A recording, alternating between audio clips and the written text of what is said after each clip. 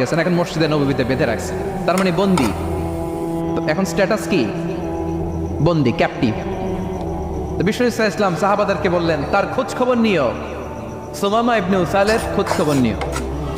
সাহাবার বলেন, ইয়া রাসূলুল্লাহ, আপনাকে হত্যা করতে এসেছে, তার তো কঠিন ক্যাপিটাল পানিশমেন্ট হওয়া দরকার, কঠিন শাস্তি হওয়া দরকার। বিষ্ণু বললেন, না, আমি যেটা জানি তোমরা সেটা জানো না, তোমরা সুমামার সাথে ভালো আচরণ করো। বিশ্বনবী সুমামার কাছে গেলেন।